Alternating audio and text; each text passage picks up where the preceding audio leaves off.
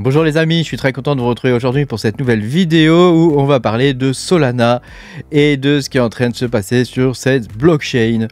Pense à mettre un petit pouce bleu et à t'abonner à la chaîne si t'es pas abonné. Je te rappelle que tu peux me soutenir en allant sur patreon.com/makertronic. Tu pourras voir mes vidéos en avance. Donc l'idée de cette vidéo, c'est que je te fasse voir un petit peu ce qui se passe sur d'autres blockchains, celles qui ne sont pas en proof of work et en particulier sur Solana parce qu'il est en train de se passer des choses sur Solana. Alors c'est vrai que c'est un peu un secret de polichinelle. Il n'y a pas grand monde qui en parle, mais il y en a qui en profitent. Donc je vais te faire voir un petit peu ce qui est en train de se passer. Donc Solana, comme tu le sais, c'est une blockchain qui est en proof of stake, relativement décentralisée, avec une tokenomique un peu particulière, tu vois, il y a eu des ICO, etc. Un bon paquet d'ICO, il y a eu beaucoup de jetons qui ont été vendus à pas cher, et puis voilà, quand tu regardes dans la partie vesting, voilà, il y en a 10% qui sont pas encore libérés, mais voilà, on sait qu'il y en a beaucoup qui ont été libérés. FTX en possède ou en possédé, je ne sais pas s'ils les ont encore, une grande partie. Voilà, bon, l'idée c'est pas non plus de parler des fondamentaux de cette blockchain. Moi, c'est pas un truc qui m'intéresse spécialement, les blockchains en proof of stake. Par contre, ce qui m'intéresse, c'est ce que les gens font dessus. Et Solana a des usages, en particulier autour des NFT. Historiquement, on va dire autour des NFT, puisque ça date du dernier bull run. Tu sais, toutes les applis un peu arnaques, là où il fallait marcher, gagner des trucs et tout ça. Tu gagnais des Stepn et toutes ces autres applis voilà, qui fonctionnent sur un modèle bien connu, que j'avais explicité à l'époque dans une vidéo. Voilà, ça avait principalement ces usages-là au niveau des NFT et puis ce genre de jeu autour des NFT aussi. Et puis récemment, ça a commencé à dégénérer, puisque il y a toutes sortes de tokens. Alors il y a je vais les appeler des artistes ou je sais pas trop ce que c'est. Il y a des sortes d'artistes en gros qui postent quasiment tous les jours des nouveaux tokens eux-mêmes. Sur la blockchain Solana, et ces tokens font des chiffres de ouf. Certains tokens ont jusqu'à 1 milliard de volume, 1 milliard en market cap, ce qui est juste ouf, quoi. Alors évidemment, ça pump and dump, c'est pas, tu vois, c'est du gambling, c'est du jeu de hasard quelque part, ça pump and dump, donc bon, ça se passe principalement sur Radium. Radium, je sais pas trop comment on dit, Radium. Moi je dis Radium, mais sur Radium, tu vois.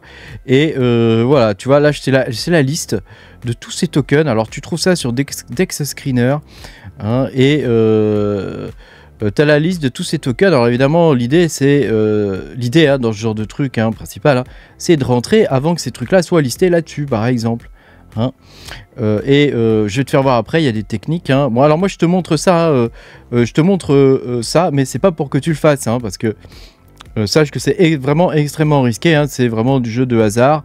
Tu as de grandes chances de te faire enfler à mort, mais tu vois là on a des 26 000%, 19 000%, donc en gros tu mets 50 balles sur un truc, tu vois, et si tu as de la chance ça fait 20 000%, genre Godme, tu vois, sur 24 heures, et si t'as pas de chance, tu gagnes rien, tu gagnes que dalle, mais 50 balles fois 20 000 fois 20 000%, tu te rends compte que ça peut faire un truc de ouf. Donc celui-là il est en plein pump. Donc moi je suis pas rentré dessus, voilà le principe. Donc l'idée c'est d'arriver à trouver ces coins là avant qui pump comme ça, donc tu en as plusieurs, alors moi j'avais acheté du pipi, il est là le pipi. J'avais acheté du pipi, voilà, je me suis dit ça c'est un nom bien à la con, donc il va pumper. Donc j'ai acheté du pipi à peu près à ce niveau là hier. Non, c'était un peu plus tôt, même à ce niveau-là, hier. Vers... Attends, je l'ai acheté à peu près à ce niveau-là, 23 h. Voilà, je l'ai à peu près acheté à ce niveau-là. Je l'ai revendu à peu près à ce niveau-là.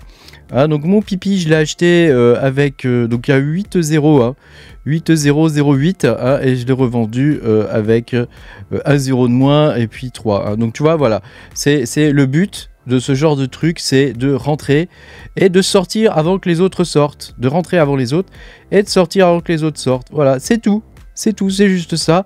Et alors tu peux rentrer sur des trucs, par exemple je suis aussi rentré sur un autre truc là, le Dexkong, Tu vois, je suis rentré dessus, je sais plus, hier, ici, tu vois, les volumes depuis sont nuls. Hein, donc là, j'ai perdu 50 balles. Mais là, j'ai gagné 50 balles fois 10. Donc pour l'instant, je suis positif. Hein.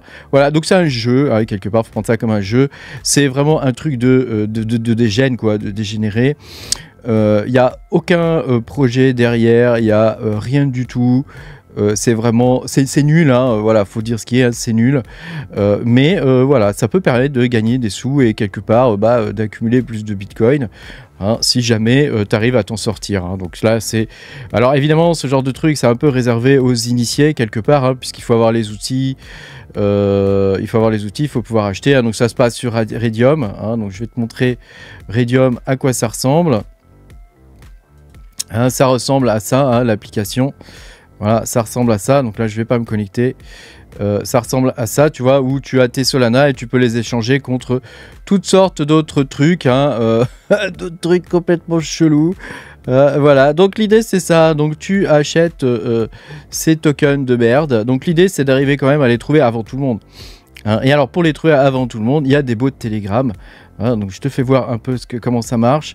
Donc ça c'est un bot qui s'appelle Trojan. Donc je cache volontairement les trucs, hein, les infos, hein, parce que c'est très risqué. Hein. Donc en gros tu envoies tes coins sur ce bot, tu envoies tes Solana sur ce bot et tu peux acheter les tokens dès qu'ils pop. Hein. Donc tu peux avoir une liste, ce truc scanne la blockchain Solana avant tous les autres machins, hein, et ça permet de récupérer voilà, les tokens avant qu'ils soient listés sur les DEX. Hein, voilà. Donc, par exemple le small hier, donc moi j'ai eu l'info hier sur le small. Avant-hier même j'ai eu l'info sur le small. Donc comme tu peux le voir, tu rentres ici, hein, tu rentres dès le début, alors soit ça pump et tu as de la chance, soit ça pump pas et tant pis pour toi. Hein.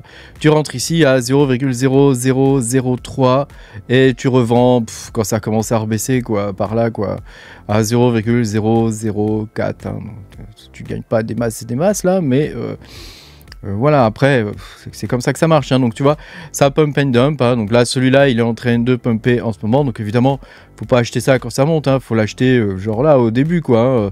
Donc, celui-là, tu vois, c'est 13 heures. 13 heures aujourd'hui. Hein. Et il y a des volumes de dingue. Hein. Tu vois, il y a 200 000 $ de liquidité. Enfin, c'est complètement, c'est vraiment un truc de dégénéré. Et voilà à quoi sert la blockchain Solana aujourd'hui. Donc on vient de pas me dire que Solana c'est la blockchain la meilleure du monde et tout ça. La blockchain Solana elle sert à ça, à des jeux débiles, hein, et à ce genre de trucs. Hein. Donc tu vois, c'est pas une grande utilité. Alors est-ce que Solana va remplacer Ethereum? C'est possible, c'est fortement possible, puisque Ethereum, tu sais, n'est pas vraiment sous contrôle du giron américain. Mais pas vraiment dans le giron américain, c'est pas une blockchain américaine, alors que Solana c'est une plage, hein, aux États-Unis, hein, sur la côte ouest, il me semble, et près de San Francisco. Et pour le coup, tu vois, c'est vraiment une blockchain américaine, voilà. Et voilà ce qu'on fait dessus, quoi. Voilà ce qu'on fait dessus. Donc moi, je le fais un peu aussi, hein. Pas cracher dans la soupe, hein, je le fais un peu, je m'amuse, je trouve ça rigolo, voilà. Après je vais faire ça le temps que je perde la petite somme. Je m'étais attribué 500 $, tu vois, pour faire ça. Donc pour l'instant j'en ai 950, là j'en ai gagné. Alors, je suis à 950, mais c'est très probable que je mise sur tout un tas de tokens de merde, hein, et que ça parte à la cave direct, comme tu as pu le voir sur celui-ci. Hein, je te montre l'exemple, là, le Dexcong, hein, ou alors ça donne pas grand-chose. Hein, genre le shroom, tu vois, ça va pas donner grand-chose. Hein. Tu vois, ça a commencé comme ça et ça part à la cave. Donc là, c'est mort, c'est fini. Hein. Le token ne vaudra plus rien. Il vaut déjà quasiment plus rien. Voilà, le pipi, par contre, tu vois, ça a été vraiment une bonne opportunité. Hein, donc, alors, c'est un peu comme quand tu mines quelque part. Hein, c'est-à-dire que tu vas miner toutes sortes de coins de merde.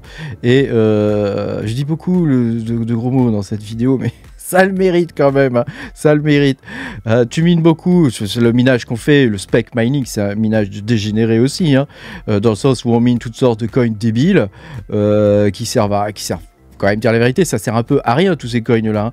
À part quelques-uns comme le Cubic peut-être, ou le Dinex, ou le Caspa, tu vois, tous les autres c'est des forks Tu vois, ça sert à rien en vrai, hein, tous ces coins là. Hein. C'est un peu des trucs de dégène aussi. Hein. Nous, on les mine en avance avant tout le monde. Un peu comme là, hein, si tu as les outils, tu rentres un peu avant tout le monde.